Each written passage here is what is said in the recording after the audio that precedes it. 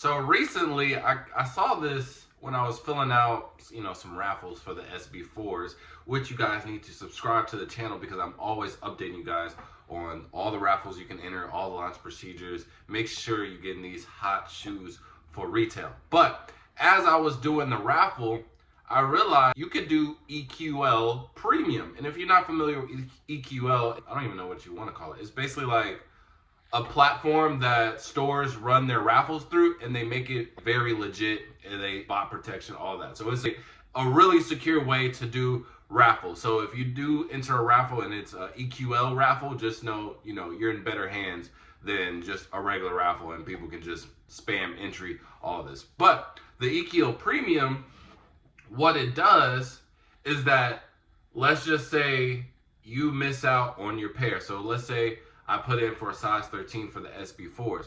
Let's just say I don't hit, right? Well, if you have EQL Premium, what it does, it'll see if there is the neighboring size. So I would assume either they go up or down. I don't know how they determine that, the next size. But they go to your neighboring size, and they'll see if you're able to win that. So essentially, you are getting 2 chances, which I thought was pretty cool. Now, there's always going to be complaints, and one of them is like, how are you going to determine the size? What if you are strictly one size? I know some people are like that, and my thing to that is just don't get the premium if you don't think it's worth it. If you're not willing to get an extra size, which you can sell or trade.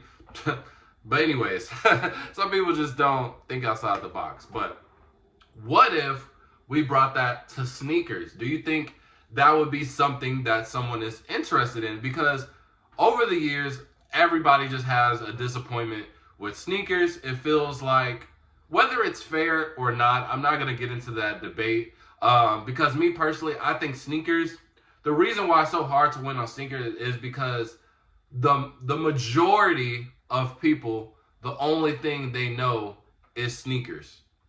I've had many conversations where people don't know that a shoe is coming out elsewhere outside of sneakers. They'll be like, man, these sold out on sneakers, but then I went to the mall and they were right there. And I'm like, just because they sell out on sneakers doesn't mean that they sold out everywhere else. Some people don't have Foot Lockers in their area. Some people just don't think that Foot Lockers are going to get them. So the mass majority only their releases or even knows about their releases on sneakers. So I think that's why it sells out and it feels like you just never win. But what if we had a sneakers premium where you pay this membership? Let's just say, I think EQL Premium was like $7 a month, or $7 to $10 a month. You pay this fee every month, and essentially you get a second chance with the neighboring size on your release. Would y'all be down for that? I think that's an amazing idea. Just because, again, everybody thinks that sneakers is just disappointing for years to come. And I do say that even though they try to experiment with different type of release procedures, back in the 2010s, they had a lot going on. They had Sneaker Stash. They still do the little scratch thing. But they had so many different release procedures that it was actually kind of fun when they switched it around. But then they just cut majority of them, or they'll solemnly bring out some here and there. And usually when they do, it bugs out. But I do think having a sneakers premium where it's just a consistent thing of, well, if you're willing to pay this membership fee per month, then you can basically double dip on every release. I think that's fine. Now, I will say, I do think that I don't know how much it would be, honestly, because you got to think about it. In order for Nike to do this, they're going to want some money. And again, the aftermarket doesn't really matter to them, but I do think that they're going to be aware that obviously they are aware, but they're going to consider that the aftermarket is a thing. So they're probably going to test the price, especially knowing Nike, they really don't care about how much a product or service is. So they'll probably see what's the max amount of people are willing to pay to get these hot releases. Because you got to think about it, bro. Let's just go for February. February was a stacked month, and March is a stacked month too. But February, what do we have? We have the Reimagined 5s, I guess the Reimagined Black Toes. We had the Galaxy Foam Posits. Bro, why am I drawing a blank? Let's just do March. March, we got Flu Games. March, we got Nigel Sylvester's. March, we got SB4s. March, we got the Abundance 4s and the Cool Grey 9s. So in there, that's at least 3 to 4 good releases with some bangers and some collabs, right? So in that span, you have you have 3 to 4 different second chances on a very hype shoe, which is saving you, let's just say you hit on them, right? That's saving you $300-400 per extra hit that you get. So Nike's definitely gonna upcharge this to the point. What are you willing to spend?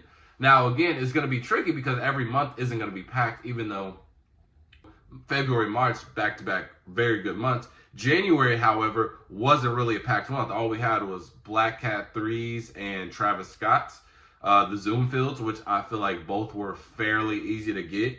But I guess the Travis Scott's, not so much. But would you be willing to pay? What's the highest that you're willing to pay for that?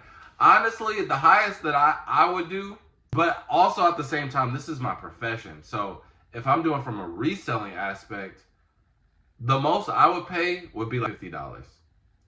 I don't mind paying $50 every month to get a second chance at each release. Now, for the average person though, not counting resale or anything, I think they would be cool anywhere between 20 to 30. Because you also got to keep in mind, the mass majority of people who are buying sneakers, they're not buying, some of them not even buying a sneaker a month. So some of these months are going to be just useless. But the average person, every 3 months, they might get 2 to 3 shoes, if that. And I feel like that's even a stretch.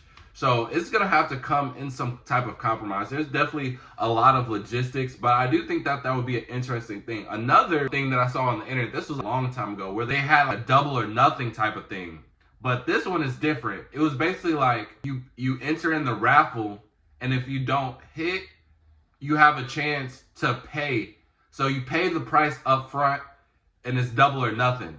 But if you hit, you just pay the retail. If you don't, then you just pay the retail price and you don't get anything. I feel like Nike would do something more like that because one, you get to pick out which release it is.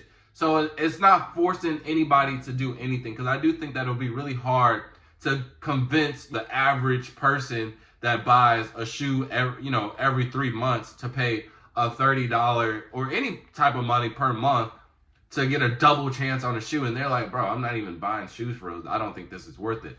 But a double or nothing type of thing where you get to pick, and you get to pick each one versus a monthly thing, then that would be more attractive to somebody, because they can pick and choose when they want to do this, and then they can choose when they're gambling. But that's putting an extra $200 every purchase. If somebody does double or nothing, let's say on the Flu Game 12s, they don't hit, and sneakers ask you, hey, do you want to do double or nothing? All you have to do is pay $210, or I guess $210 plus tax. And if you win, you get it, and you already paid. If you don't, you fork over that money.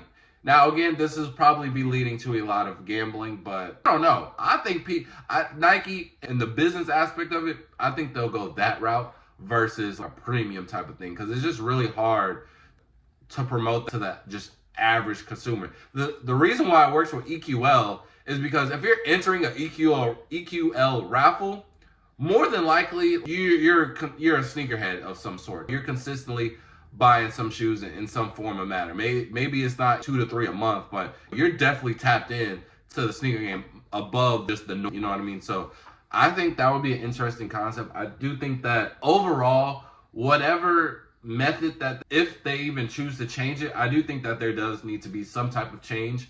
I don't know what they're going to do. I don't know if they're even have even thought about that. But I personally think that there needs to be a new way of us getting sneakers on the Sneakers app. I think a lot of people are overall disappointed, which you can't really fix that. But it does need to have some aspect of just cloak and mirror, if I said that quote right, or that phrase right. But on their side, they know you low-key getting over them. A couple people going to win in there.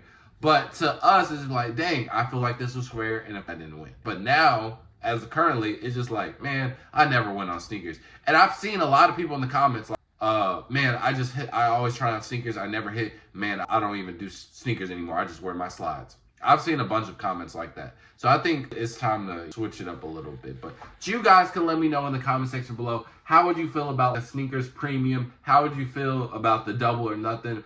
Or if you have your own method of how sneakers could adapt, let me know in the comment section below. I'll be really interested to hear that. And with that being said, man, fall out. Peace.